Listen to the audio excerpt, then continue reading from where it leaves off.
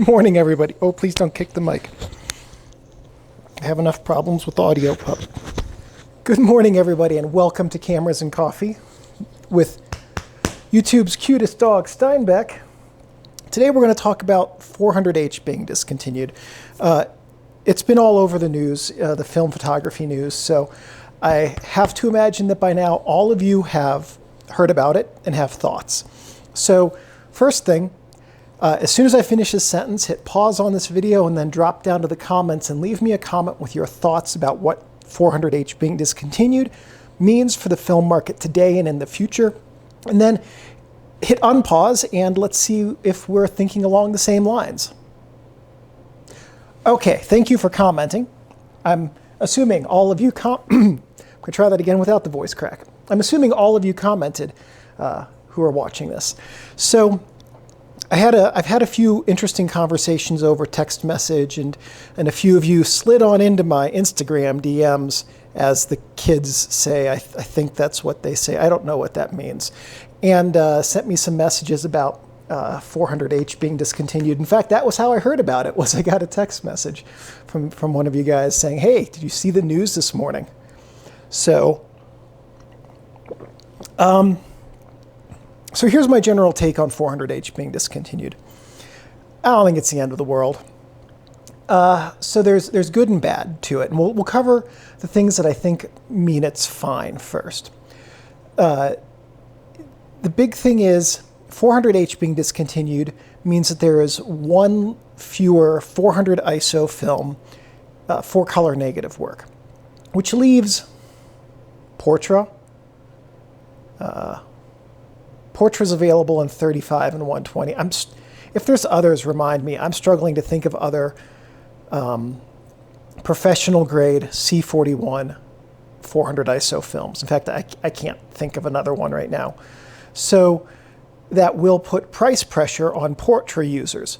The advantage to that is if Kodak can capitalize on that and make Portra more profitable, I think that's healthy for Kodak and for the film industry writ large.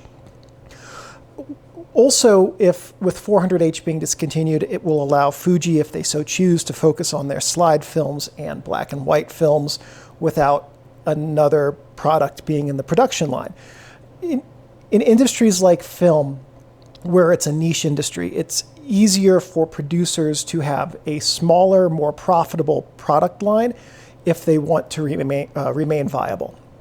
So my sincere hope is that this allows Fuji to streamline and focus on different products and making them more profitable.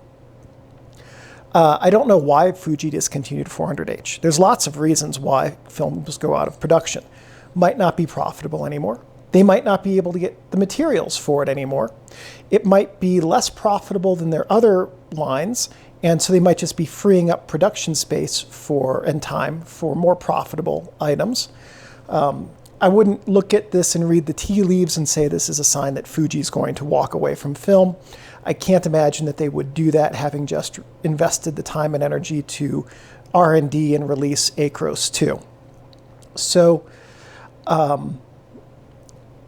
film is a mature industry, meaning it's no longer a growth industry. It was up until 98, and now it's pretty much going to be stable going forward as long as there are film cameras that can be bought and used. And that right there is the big Achilles heel and the big ticking time bomb if nothing gets fixed.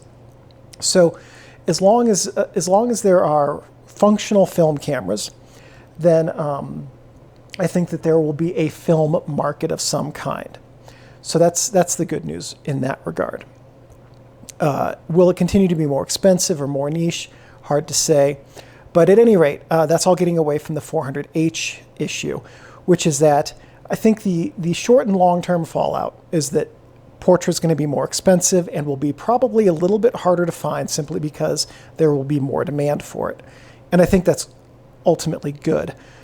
Does Fuji now, since if they have a less diverse product line in that regard, do they start pulling more out of film? I don't think so, but I could be wrong. I've been wrong about Fuji so many times, it's not even funny. So we'll see. Only time's going to tell us that. But the long and short of it is, I mean, personally, look, I'm not going to hide the fact 400H was not a house favorite. I love Fuji films, just not 400H. And I'm actually kind of relieved I don't have to do an all about film video on it now. But at any rate, Fuji's other stocks are fantastic. And Acros 2 is wonderful. Their slide films are stunningly beautiful films. So I hope that what this means is that Fuji's focusing on their really, really high quality stocks and redoubling on those. That's my hope. So I think that the days of film producers making a gajillion different stocks for, one for every major customer or whatever, those are long gone. So to have a handful of film companies making each a handful of different and very good emulsions, I think is probably the trajectory of the industry. And I think it's also, frankly, a good one, because with mature niche industries, you need to have a smaller product set in order for those industries to remain viable. This is where I've spent most of my career, is in niche, mature industries. And in all of those, there were a handful of companies that did the same work in exactly the same way, and it was needed in order for the work to get done. So I think I don't think 400H being discontinued is a harbinger of the end or anything like that. I do think that it's probably healthy for Fuji if they capitalize on it well. I'm certain it's going to be healthy for Kodak, and I'm very excited about that because I love Portra. I think it's one of the best films on the market. And if 400H going away means Portra has a better market share and more profitability for Kodak, I'm really happy about that. So at any rate, that's it for today on 400H.